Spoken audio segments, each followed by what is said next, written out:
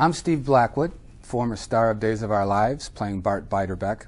What brought me back to Michigan, my old hometown, is the movies and the movie industry that Governor Granholm had at the time. And boy, we did about 90 in 2 summers, and I was in 4 of them. Right now, I'm out in Cedar Rapids with Ed Helms. I've got a nice scene with him, very funny scene, in Muslim with Danny Glover. And Oogie Loves, I played the voice of a sheep. Don't ask. And also, in about a month, September 23rd, I have a couple of really nice scenes with Gerard Butler, in Machine Gun Preacher, directed by Mark Forster. All of these movies were shot in Michigan, and they all loved shooting here. Miguel Arteta from Cedar Rapids, and I was just proud to be part of those movies, and it was great fun, and they loved shooting here.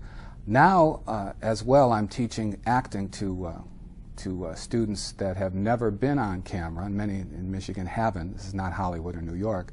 And once a month I teach in Bloomfield Hills, and also I'm an adjunct professor at Hillsdale, and next year I'll be teaching 3 classes at Oakland University Honors College. So it's all been going great here, and I sing a little bit too. I'll do a lot of jazz gigs here in Michigan with Johnny Trudell and those organizations. I've got one coming up in Plymouth in a couple of weeks, August 14th. And I'm just having a ball. I'm teaching, I'm singing, I'm acting, and I just love it. I love it back here in Michigan. I was originally from here. I was born in East Detroit. I grew up in Warren, went to Oakland University. So these were my roots, and then I went away for 30 years in New York and LA, and now I'm back, and then within 2 years I'm just thriving and having a great time. My family loves it here, and it's all good. Steve, what was your first thought when you heard that the governor had decided to X out the film incentive? My first thought was, boy, I was devastated. I was busier here in Michigan than I had ever been in LA and New York, even on the soap. I mean, on the soap, I did a movie called Ed Gein where I had to do it because I was so busy on the soap opera while I was doing the soap opera. But even then, I was auditioning every day, two a day sometimes, for feature films here. And when I heard the announcement that Governor Snyder had sort of capped our film incentives at $25 million, I felt like I got hit in the gut in a bad way, sort of a low blow. I wasn't expecting it. I was hoping that the state and the governor could see that we were making money on an ancillary basis, $6 to the dollar, hotels, dry cleaners, jobs. That's what we're talking about, and we were getting jobs here in Michigan. And being on the set, you saw, all the people we don't often know, the craft services, the dumpsters, the wardrobe people, all those people down the line from, you have great roles, but tell us a little bit more about just how many people are on a set doing how many things, and their jobs go by the wayside as well? They do. Electricians, grips, hundreds, and in some shoots, maybe thousands. I mean, we're doing Oz right now at Raleigh Studios, which is a wonderful studio, and here we've got a great studio with one big movie shot there, and one hopes that studio will be utilized more often, and one hopes that the new bills that are being proposed will go through, because really Michigan, I think, Nancy, has got to think outside the box. We've been a car industry for a while, and you saw what happened with that when you're dependent on one industry. We had to get a bailout. And here you've got Hollywood Midwest, if you will. And like you say, grips and caterers and hotels and jobs and restaurants.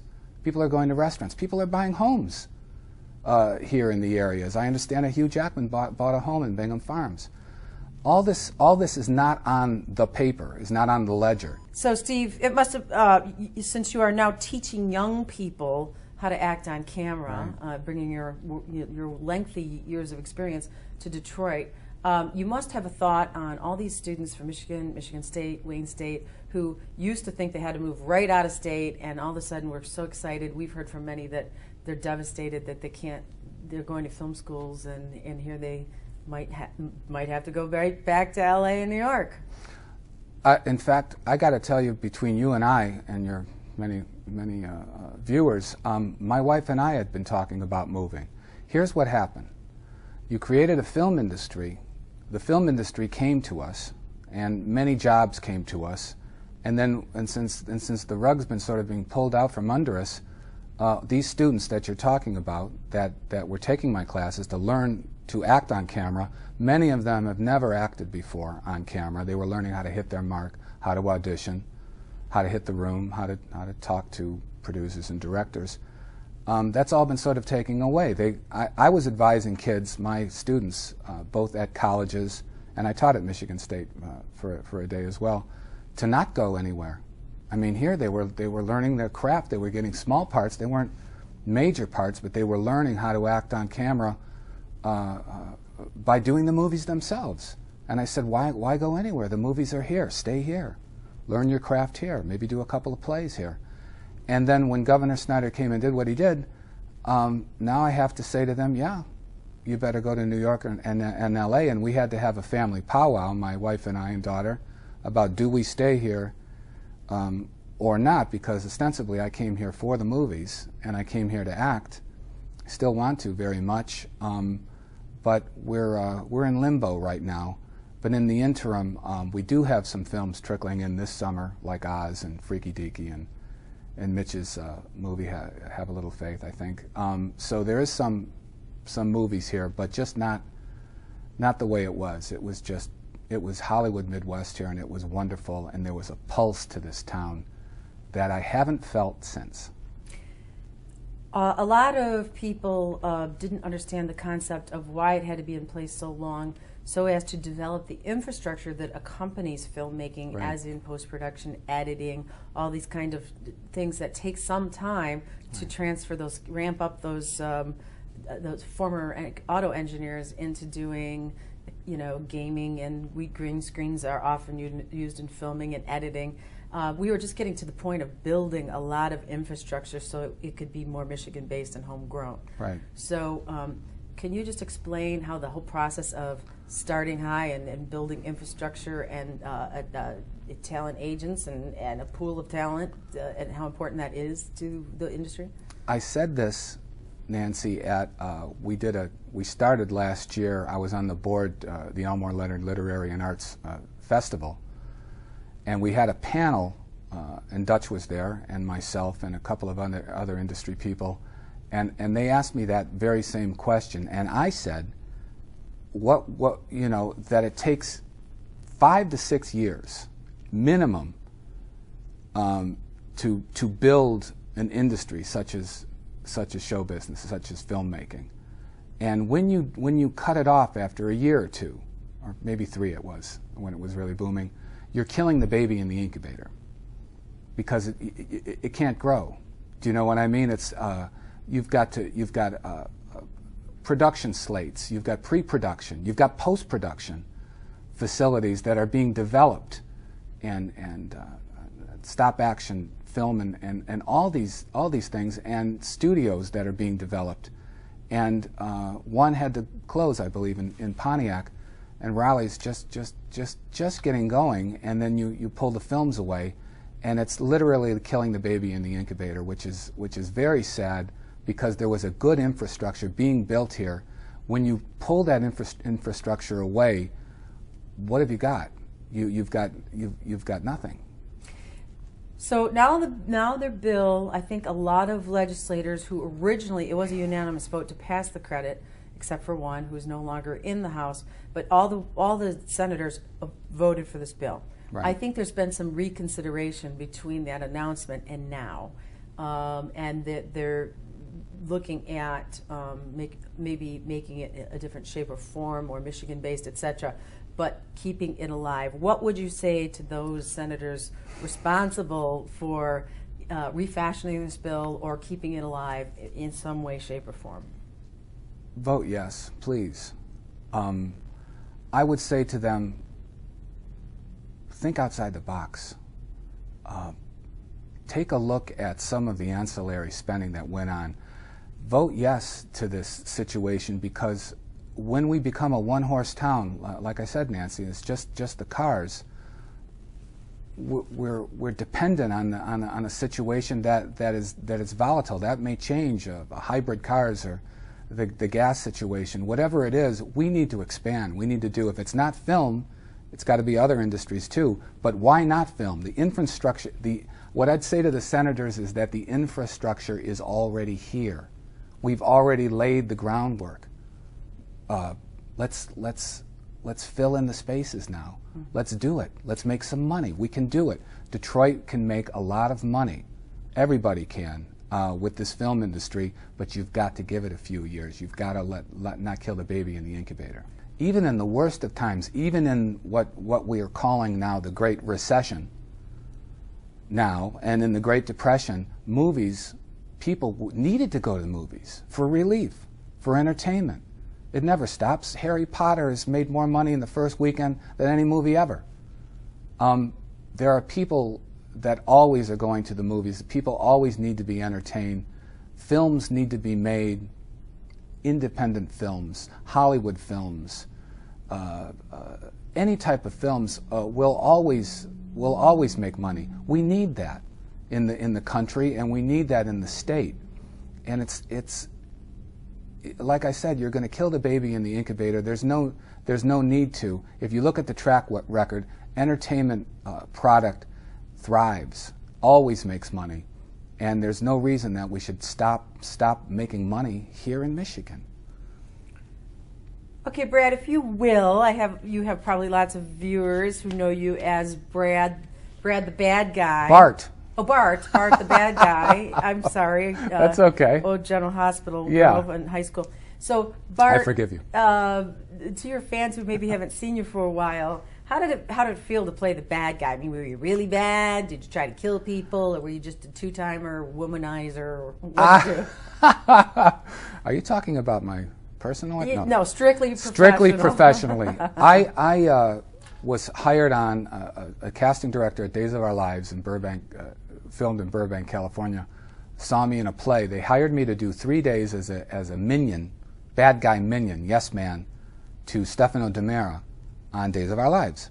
Well, the 3 days turned into 10 years on the soap because I added a dimension to the bad guy that wasn't really there before in the writing, certainly. I made him funny.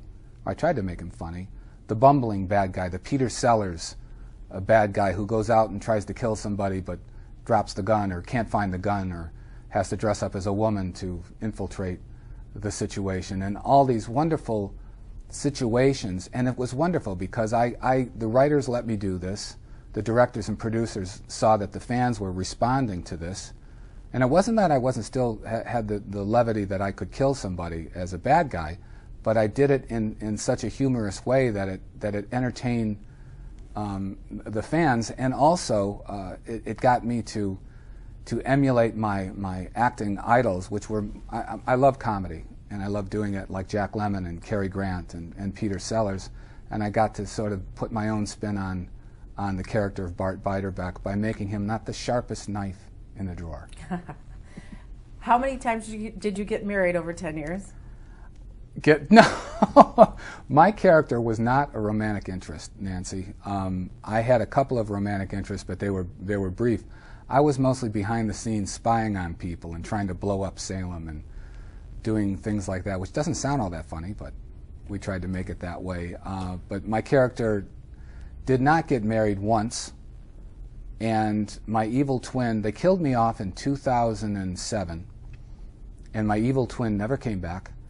So you only died once? I only died once. Wow. You only die. Yeah, I mean, yeah, you would have thought they would have brought me back at least a couple of times, but my evil twin never came back. And then I heard that there was this booming Michigan film industry, and my wife and I were going to move to New York, and I said, hey, let's go back to my hometown, help out my aging parents, and also get involved in this great film industry. It was an attraction. So when they killed me off and my evil twin never came back, I decided to come to Michigan by way of, first we moved to New York, and we said, no, let's go to Michigan. So that's how I ended up being here for the last 2 years now. And your talents don't end there. You have a band. You're Steve Blackwood. Is that the name of the band? Well, the name of the band, it sort of varies. I'm the Steve Blackwood Quartet, but I also play with a big band.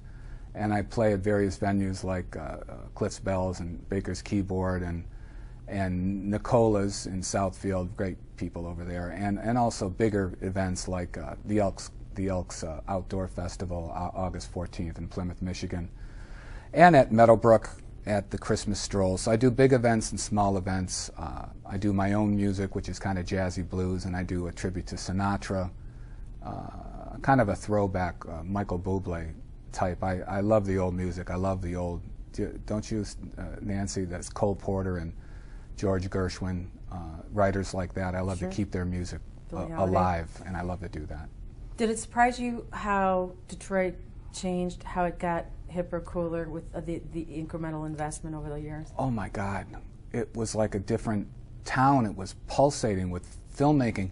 I live in the Birmingham area, and I just drove down the street past the Seaholm High School, and they were filming a home run derby. And then you take a right turn and you go down the street and they're filming, you go to downtown Detroit and they're filming Red Dawn. And people were excited. We filmed Machine Gun Preacher at a bank, at a closed down Comerica Bank in Livonia. And they were gathering around the streets. There was such buzz. It was such a wonderful pulse that I never saw before I moved out here. And I grew up in Detroit, and I went away for almost 30 years, and I came back, and it was just a whole different town. It was exciting here. Now, the rest of the nation still looks back at Detroit 30 years ago, but the movie business started to change that because the reputation, the actors that came here, you mentioned Hugh Jackman, the films, Detroit 187.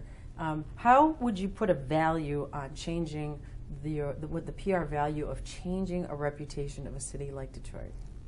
Well, as they say in the commercial, priceless. You can't put a value on that. We have a city that, as you know, has been in disarray for well over 40 years, since the 60s, and there was filmmakers shooting in Detroit. Red Dawn shot ostensibly right there in Detroit, and you can't put a value on that. I mean, I love Detroit, but we want to bring the pulse back to Detroit, the way it was, the way when it was in the top 10 of cities, I think in the top 5, and bring it back. I've done gigs at the Music Hall, the Cars and Stars event, and when you're downtown there, in that pocket, where there's the Comerica Park and the Tigers are in town, and we had a gig there, and I did a gig with the Jersey Boys for one of their fundraisers. It's pulsating as much as Chicago, as much as the Loop, as much as Times Square. Let's keep it going. And the way to keep it going is to bring the entertainment industry, and specifically the film industry, back where I think it belongs. Well, thank you very much, Steve Blackwood. You've had great success. We're glad you're here and sticking it out in Michigan. Thanks, Nancy. Thanks very much. Thanks for having me. You bet.